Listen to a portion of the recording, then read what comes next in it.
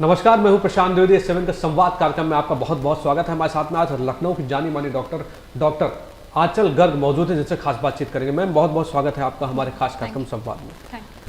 Ma'am, पहला सवाल मैं ये समझना चाहता हूँ आपसे कि आप एक लखनऊ की जानी मानी डॉक्टर हैं और रायबरेली में आप बैठना शुरू करेंगे।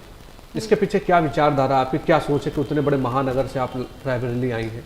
क्या सोच है इसके पीछे? देखिए, बांझपन की जो समस्या है वो बढ़ती जा रही है पूरे विश्व में, और कोशिश हमारी यही है कि जो भी आधुनिक तकनीकें हैं वो हर किसी तक पहुंच सके। कई लोग हैं जो यहाँ पे रहते हैं जो कई साल तक इलाज नहीं करवा पाए क्योंकि वो लखनऊ नहीं आ पाते। तो हमारी कोशिश यही है कि वो लोग भी अपना इलाज करवा पाएँ, और यहाँ पे इसीलिए हम लोग ने निःशुल्क कैंप से एक पहल की है, जिससे वो लोग आकर अपनी समस्या जो है वो शेयर कर सकें और उनका इलाज जो भी संभव है वो उनको हम बता सकें, जिससे वो एक निर्णय ले सकें और संतान सुख का की प्राप्ति कर सकें। अच्छा मैम, अगर देखा जाए तो बांझपन के बारे में आपने बताया, क्या होता क्या है ये? महिलाओं को मतलब बहुत पहले से सुनाई पड़ता चला आ रहा है, क्या होता है इसके बारे में बताइए थोड़ा सा। देखिए, बांझपन में हम उन महिलाओं को रखते हैं, उन दंपति को रखते हैं जिनमें जैसे महिला की जो उम्र है वो 35 साल के नीचे है। तो अगर 1 साल तक उन्होंने कोशिश की है और संतान विहीन है तो उनको हम फिर बांझपन की उसमें रखते हैं। अगर महिला की उम्र 35 साल के ऊपर है तो फिर 6 महीने कोशिश करने के बाद ही उन्हें डॉक्टर की सलाह लेनी चाहिए, क्योंकि 35 साल के ऊपर अंडों की जो संख्या है वो धीरे धीरे तेजी से बढ़ने लगती है। 35 साल के ऊपर जो अंडों की संख्या है वो धीरे धीरे कम होने लगती है। इसलिए कोशिश यही रहती है कि उनको हम एनकरेज करें, प्रोत्साहित करें कि वो जल्द से जल्द अपना इलाज कराएं। मैम देखिए, समाज में अगर देखा जाए तो पुरुषों के प्रति मतलब एक धारणा बन गई थी। अगर रूढ़िवाद की बात करें, पहले की बात करें हम, तो लोग कहते थे कि भाई जैसे इस तरह की समस्याएं होती थी तो सीधे महिलाओं के ऊपर दोषारोपण हो जाता था। आप भी एक महिला हैं, सामाजिक भी हैं, आप बहुत सारे आपके पास में ऐसे पेशेंट आते होंगे, गांव देहात से आते होंगे। तो कितना जागरूक होने की आवश्यकता है इस बात को लेकर? देखिए, बहुत ज़्यादा इसमें जागरूक होने की आवश्यकता है, क्योंकि सिर्फ महिलाएं ही बांझपन के लिए जिम्मेदार नहीं है। तो हमारी सोसाइटी में अभी भी महिलाओं को जिम्मेदार इसके लिए ठहराया जाता है और एक तरह से उन्हें सोशल आउटकास्ट भी कर दिया जाता है। तो ये चीज़ अब है, कुछ फैमिलीज़, कुछ पुरुष हैं, जैसे कुछ पेशेंट्स आते हैं हमारे पास, तो वो भी काफ़ी जागरूक हैं क्योंकि उन्हें पता है कि पुरुष भी इस चीज़ के लिए जिम्मेदार हो सकते हैं। देखिए, 40% जो केसेस होते हैं उनमें महिलाओं में कारण होते हैं, 40% में पुरुषों में कारण होते हैं, 10% में दोनों में कारण हो सकते हैं और समस्याएं हो सकती हैं, और 10% में जो समस्या है उसका कारण पता नहीं चलता, क्योंकि जो टेस्ट होते हैं दोनों के वो सब नॉर्मल आते हैं, तो वो अनएक्सप्लेन कॉजेज़ होते हैं। तो उनका इलाज भी संभव है, लेकिन हाँ, अब सोसाइटी में थोड़ी जागरूकता लाने की ज़रूरत है, और कुछ लोग हैं जो इस चीज़ को एक्सेप्ट करते हैं, मानते हैं और पूरी तरह से ट्रीटमेंट में सहायक हैं। हस्बैंड्स पूरी तरह से सपोर्ट करते हैं, जो दवाइयाँ लिखी जाती हैं वो लेते हैं। तो जागरूकता धीरे धीरे बढ़ रही है, लेकिन अभी भी काफ़ी हद तक हमें कोशिश अपनी जारी रखनी चाहिए। अच्छा मैम, अगर देखा जाए तो इनफर्टिलिटी एक बहुत बड़ी समस्या इस समय, अगर आप देखिए मेट्रोज है, गांव में हर जगह पे सामने नज़र आ रही है। तो इसके पीछे क्या ये जो लाइफ स्टाइल चेंज होता जा रहा है ये है कि कुछ और है? एक आप सफल डॉक्टर के तौर पे हैं, ये भी समस्याएं आपके सामने आती होंगी, तो क्या लगता है? देखिए, आप बिल्कुल सही कह रहे हैं। देखिए, जीवन शैली जो है उसका बहुत ज़्यादा प्रभाव पड़ता है अंडों की और शुक्राणु की गुणवत्ता पे। जैसे कई लोग हैं जो अल्कोहल का सेवन करते हैं और तम्बाकू लेते हैं, ठीक है, धूम्रपान करते हैं, तो इन सब चीज़ों का जो गलत असर है वो गुणवत्ता पे पड़ता है, शुक्राणु की और अंडों की। कई लोग हैं जो बॉडी बिल्डिंग के लिए एनाबॉलिक स्टेरॉइड्स लेते हैं। तो ये सब जो जीवन शैली का जो हिस्सा बन चुके हैं, ये हानिकारक हैं शरीर के लिए भी और अंडों और शुक्राणु के लिए भी। तो इन सब से जो बांझपन की समस्या है वो बढ़ती जा रही है। पेशेंट जब भी आते हैं तो उनसे हम इस जीवन शैली के बारे में भी प्रश्न पूछते हैं, उनकी हिस्ट्री लेते हैं और उन्हें बताते हैं इस चीज़ के बारे में, क्योंकि कई बार उन्हें इस चीज़ की अवेयरनेस नहीं होती। तो जब उन्हें बताते हैं तो इस चीज़ को वो कम करने की कोशिश करते हैं, और कई लोग जो है उसको बंद भी करते हैं, तब उन्हें फ़ायदा होता है। अच्छा, देखा जाए तो 10 सालों में काफ़ी कुछ बदलाव आए हैं जी। जैसे बहुत सारी समस्याएं, पहले निसंतान दंपति जो होता था वो कहीं ना कहीं परेशान रहता था जी। अभी बहुत सारी चीज़ें बढ़ गई, कुछ पद्धतियां नहीं आई हैं इस समय जी। क्या है उनके बारे में विस्तार से थोड़ा बताइए हमारे व्यूअर्स को आप। देखिए, जैसे जैसे बांझपन की समस्या बढ़ती जा रही है वैसे वैसे जो आधुनिक तकनीकें भी साइंस की मदद से हम उन लोगों की मदद अब कर सकते हैं, क्योंकि आधुनिक तकनीकें ऐसी आ गई हैं। जैसे कि शुरू में हम सिर्फ दवाइयाँ जो है वो दे सकते थे, उसके बाद IUI की पद्धति आई, यानी कि इंट्रा यूट्राइन इंसेमिनेशन। अब जो है इन विट्रो फर्टिलाइजेशन यानी कि IVF, जिसको आप टेस्ट ट्यूब बेबी के नाम से जानते हैं, वो भी अब पॉसिबल है। तो जैसे कई बार जो दंपति आते हैं उनकी हम पहले हिस्ट्री लेते हैं और एग्जामिनेशन करते हैं। जो महिला हैं उनकी हम सोनोग्राफी करके देखते हैं कि उनके अंडकोश में या उनके गर्भाशय में कोई दिक्कत तो नहीं है, अंडकोश में सिस्ट तो नहीं है या कोई ट्यूमर तो नहीं है, जो गर्भाशय है उसमें कोई रसौली अगर है तो वो कितनी बड़ी है, जो अंदर की परत है जहाँ बच्चे को पनपना है उससे कितनी दूरी पर है, और जो अंदर की परत है वो पतली है कि सही है, ये सब देखा जाता है। उसके बाद उनकी ट्यूब की जांच होती है कि ट्यूब खुली है कि बंद है, क्योंकि जो IUI है, इंट्रा यूट्राइन इंसेमिनेशन जो है वो तभी संभव है अगर ट्यूब खुली है। अगर ट्यूब बंद है तो हमारे पास जो विकल्प है वो इन विट्रो फर्टिलाइजेशन का रह जाता है।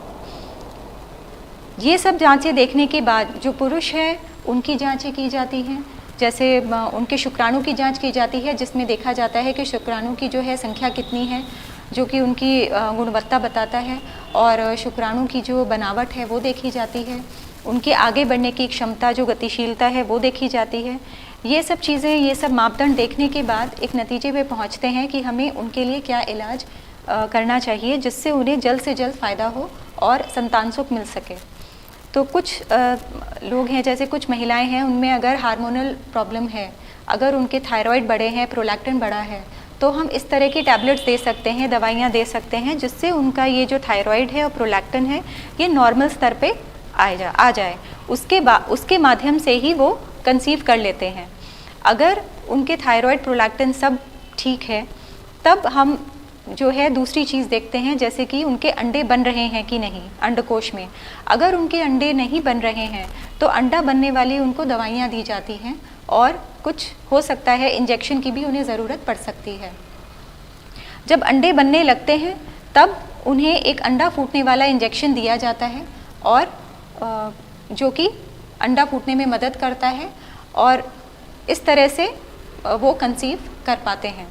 अगर उससे भी ये नेचुरल तरीके से भी नहीं कंसीव कर पाते हैं, इन दवाइयों के माध्यम से भी नहीं कंसीव कर पाते, तब फिर उनको IUI सजेस्ट किया जाता है। IUI यानी कि इंट्रा यूट्राइन इंसेमिनेशन। इसमें हम क्या करते हैं कि जो महिला हैं उनके पीरियड के दूसरे या तीसरे दिन से हम उनकी टैबलेट्स शुरू करते हैं, और टैबलेट्स शुरू करने के साथ साथ उनकी फॉलिकुलर मॉनिटरिंग सोनोग्राफी की मदद से की जाती है। इसमें जब जो अंडा है वो एक पर्टिकुलर साइज तक पहुंचता है तब हम अंडा फूटने वाला इंजेक्शन देते हैं, और उसके 36 घंटे के बाद IUI किया जाता है। IUI में जो पति है उनके शुक्राणु को मीडिया के साथ प्रिपेयर किया जाता है और बच्चेदानी के अंदर डाला जाता है। देखिए, नॉर्मल जो एक मासिक चक्र होता है उसमें जो अंडा है वो, जो फॉलिकल है वो फॉलिकल बढ़ता है, उसके अंदर अंडा होता है वो माइक्रोस्कोपिक होता है, तो वो हम ऐसे नहीं देख सकते, ना हम अल्ट्रासाउंड पे देख सकते हैं, वो सिर्फ एक हम माइक्रोस्कोप से ही देख सकते हैं। तो वो जो अंडा है जब वो फॉलिकल बन जाता है तब वो फूटता है और वो अंडा बाहर उसके निकलता है। उसको जो ट्यूब है वो अपने अंदर समाती है और ट्यूब के अंदर ही शुक्राणु और अंडा मिलते हैं, फर्टिलाइजेशन होता है, उससे जो भ्रूण बनता है वो फिर बच्चेदानी में आता है, वहीं चिपकता है अंदर की परत पे और वहीं पे आगे पनपता है। तो अगर इनमें से कहीं पे भी रुकावट आ रही होती है तो उस चीज़ का इलाज किया जाता है। जैसे मान लीजिए अगर बच्चेदानी में कोई दिक्कत है तो उसमें हम हिस्ट्रोस्कोपी या लैप्रोस्कोपी हम करके देख सकते हैं। हिस्ट्रोस्कोपी में हम दूरबीन डालते हैं बच्चेदानी के अंदर और उसमें अगर कोई जो अंदर परत है उसमें पर्दे हैं या कोई दिक्कत है या रसौली है तो उसको उसी सेटिंग में ठीक भी कर दिया जाता है। लैप्रोस्कोपी की मदद से हम बच्चेदानी की कुछ रसौली हैं जो बाहर की तरफ होती हैं उनको ठीक कर सकते हैं, और जो ट्यूब की तरफ अगर पर्दे बने हुए हैं या कोई और दिक्कत है, कोई एंडोमेट्रियोसिस की कुछ स्टेजेस हैं, उनको हम उससे ठीक कर सकते हैं। या सिस्ट अगर है ओवरी में तो उसको भी हम लैप्रोस्कोपी की मदद से ठीक कर सकते हैं। ये सब देखने के बाद अगर जो है महिला में कोई और दिक्कत है तो फिर उसको जैसे हमने बताया दवाइयों से और IUI से हम दूर कर सकते हैं, तो उससे फिर कंसीव करने की संभावना बढ़ जाती है। अगर उनकी ट्यूब बंद है, जैसे कुछ केसेस में हम लैप्रोस्कोपी से ट्यूब्स नहीं खोल सकते, तो अगर उनकी ट्यूब बंद रहती है और आगे खुलने की संभावना नहीं रहती है, अगर जो पति के शुक्राणु हैं वो बहुत ही कम हैं, तो उनको फिर हम टेस्ट ट्यूब बेबी यानी कि IVF इन विट्रो फर्टिलाइजेशन के लिए ही हम सजेस्ट करते हैं। IVF की प्रक्रिया जो है वो भी बहुत सिंपल है।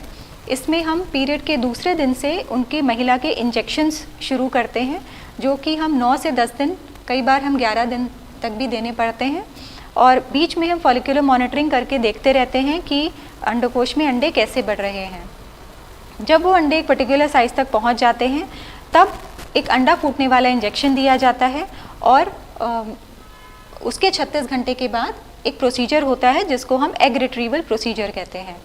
इस एग रिट्रीवल प्रोसीजर में महिला को बेहोश किया जाता है और नीचे से सुई डालकर दोनों तरफ के अंडकोश में जो अंडे बने होते हैं उन्हें निकाला जाता है और लैब में एम्ब्रियोलॉजिस्ट को दिया जाता है।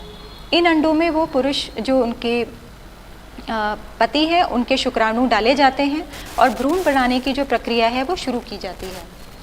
जो भ्रूण बनते हैं उनको 3 से 5 दिन तक लैब में फॉलो किया जाता है, और जब जो भ्रूण है उनकी क्वालिटी देखते हुए जो सही भ्रूण है जिनसे प्रेगनेंसी पॉसिबल है, संभव है, उनको फिर गर्भाशय में प्रत्यारोपित किया जाता है 3रे या 5वें दिन।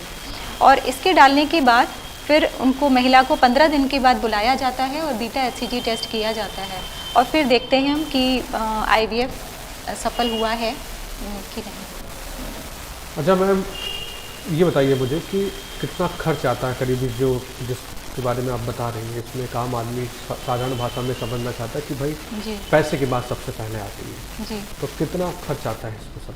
देखिए IUI का जो प्रोसीजर है वो 10 से 12 हज़ार में संभव है, लेकिन जो टेस्ट ट्यूब बेबी है क्योंकि उसमें बहुत महंगे इंजेक्शन और महंगी दवाइयाँ लगती हैं, इसलिए जो उसकी कॉस्ट है वो 1 लाख से 1.5 लाख तक आ सकती है।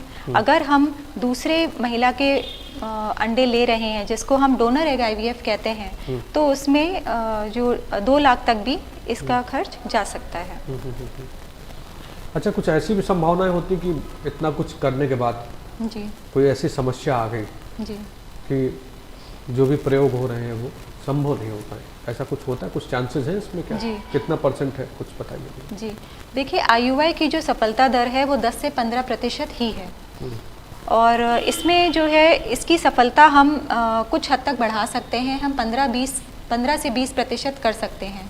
कुछ दवाइयाँ ऐसी हैं, कुछ इंजेक्शन ऐसे हैं, ऐसे इस्तेमाल करके 3 से 4 बार IUI कोशिश करने के बाद भी अगर सफलता नहीं मिलती है तो फिर उन दंपति को IVF सजेस्ट किया जाता है, क्योंकि IVF में कई चीज़ें हमारे कंट्रोल में होती हैं। लैब में सब देखा जाता है कि भ्रूण कैसे बन रहे हैं, जो बेस्ट जो उनमें भ्रूण होते हैं वही गर्भाशय में प्रत्यारोपित किए जाते हैं। तो ये सब करते हुए जो IVF की सक्सेस रेट है वो 50 से 60% तक हो जाती है। लेकिन IVF में भी देखिए, एक होता है दोनों चीज़ें बिल्कुल सही होना और उनमें तालमेल होना ज़रूरी है। एक है जो भ्रूण है और दूसरा जो बच्चेदानी की परत है। भ्रूण का वहीं पे जाके चिपकना और वहीं आगे पनपना, तो ये बहुत ज़रूरी होता है एक IVF की सफलता के लिए। तो इसीलिए 100% केसेस में हम नहीं कह सकते कि IVF सफल हो ही जाएगा, क्योंकि जो उनमें आपस का तालमेल है वो बहुत ज़रूरी है। सक्सेस रेट जो है IVF की हम बढ़ा सकते हैं अगर हम ब्लास्टोसिस्ट कल्चर करते हैं। जैसे जो भ्रूण है, एक होते हैं Day 3 वाले भ्रूण और दूसरे हैं Day 5 और Day 6 वाले। तो जो Day 5 Day 6 वाले जो भ्रूण हैं उसको हम ब्लास्टोसिस्ट कहते हैं, और जो एडवांस लेबोरेटरीज़ हैं वहाँ पे ब्लास्टोसिस्ट कल्चर किया जाता है। तो उससे जो भ्रूण है उसके गर्भाशय में रुकने की संभावना बहुत हद तक बढ़ जाती है और IVF की सक्सेस रेट भी बढ़ जाती है। अगर अंदर की परत में कोई दिक्कत है तो उसके लिए भी कुछ ऐसे बायोप्सीज़ हैं, कुछ टेस्ट हैं जिससे हम देख सकते हैं कि उसको हम परत को कैसे हम बेहतर कर सकें, जिससे जो भ्रूण है वहाँ पे जाके चिपक जाए और आगे पनपता रहे। चलिए मैम, बहुत बढ़िया आपसे बातचीत करके लगा। और थोड़ा मैं आपके बारे में जानना चाहता हूँ, जो मैं अभी आपके बारे में पढ़ रहा था कि आपने लंदन में भी पढ़ाई की और आप उस समय उत्तर प्रदेश में एक तरह से देखा जाए तो राजधानी में मौजूद हैं। आपके पति भी एक नामी गिरामी डॉक्टर हैं, रायबरेली काफ़ी सालों से सेवा करते आए हैं वो, और अब आप भी आ रही हैं। एक महिला और एक चिकित्सक, दो जिम्मेदारी महिलाओं के कंधे पे होती है, घर को भी चलाना है और हॉस्पिटल भी चलाना है। कैसे सामंजस्य बना पाती हैं इनमें आप? देखिए, अकेले तो हर कोई सब कुछ नहीं कर सकता। इसमें जो है फैमिली का बहुत बड़ा सपोर्ट होता है। तो इसमें जैसे जो हमारे हस्बैंड हैं वो बहुत मदद करते हैं, जो बच्चे हैं वो बहुत कोऑपरेटिव हैं, और जो हमारे बड़े हैं घर के वो भी बहुत ज़्यादा प्रोत्साहित करते हैं। तो उनकी मदद से ही ये सब चीज़ें संभव हैं, वरना अकेले तो कोई कुछ भी नहीं कर सकता। तो इसी तरह से जो एक जो बनता है, उसी कोऑपरेशन की वजह से हम औरों की मदद कर सकते हैं। देखा जाए तो अमूमन क्या होता है कि सिर्फ विदेशों में लोग पढ़ाई करते हैं तो वापसी कम करते हैं, जो हम लोगों ने देखा है। जी। तो कैसे आपको लगा कि नहीं अपने देश में वापस चलना चाहिए? नहीं तो लोग एक उम्र के बाद वापस आते हैं कभी। हाँ, देखिए, हम लोग यहीं पे बड़े हुए हैं, तो भारत लौट के मतलब यहाँ की लोगों की, जनता की मदद करना और उनकी सेवा करना, यही हमारा लक्ष्य है कि वहाँ की जो पद्धति है और जो हमने वहाँ पे सीखा है उससे यहाँ के लोगों की मदद हम कर सकें। तो तभी हमारा जो भी हमने एजुकेशन अचीव की है और जो भी हमने पाया है वो सफल हो सकेगा। बहुत बढ़िया लगा बातचीत करके। और आप रायबरेली की भी अब सेवा करेंगे, लखनऊ में तो राजधानी में इस समय आप कर ही रही हैं। और मेरा ख्याल ये है कि काफ़ी सारे लोग जो हैं आपके आने के बाद से, काफ़ी सारे लोगों को काफ़ी सहायता आपके द्वारा मिलेगी। और अभी आप निःशुल्क कैंप भी लगा रहे हैं, जैसा हमारी आपकी बातचीत हुई। आपको बहुत बहुत धन्यवाद, और आगे के लिए आपको बहुत बहुत शुभकामनाएं कि इसी तरह आप जनता की सेवा करती रहें, लोगों का भला करती रहें। बहुत बहुत धन्यवाद। बहुत बहुत धन्यवाद। तो ये थी डॉक्टर साहब जो हमारे साथ में खास तौर पे हमारे स्टूडियो में मौजूद थी। मैं आपको बताऊं कि रायबरेली के new modern chemist police line में जो है डॉक्टर साहब गुरुवार को मौजूद रहेंगी। और अगर आपकी भी कोई समस्या है तो देखिए जाहिर सी बात है, बहुत सारे डॉक्टर्स जो हैं वो इस समय मौजूद हैं, लेकिन डॉक्टर साहब लखनऊ से आ रहे हैं और अभी इन्होंने बताया कि एक निःशुल्क कैंप भी लगाने वाली है। निःशुल्क कैंप पे आपको किसी भी तरह के पैसे को देने की जरूरत नहीं। आप जाइए, डॉक्टर साहब से बेहिचक मिलिए, मुलाकात करिए और अपनी समस्याओं को बताइए। S7 संवाद में फिर होगी आपसे अगले हफ्ते किसी और बड़ी हस्ती के साथ मुलाकात। नमस्कार।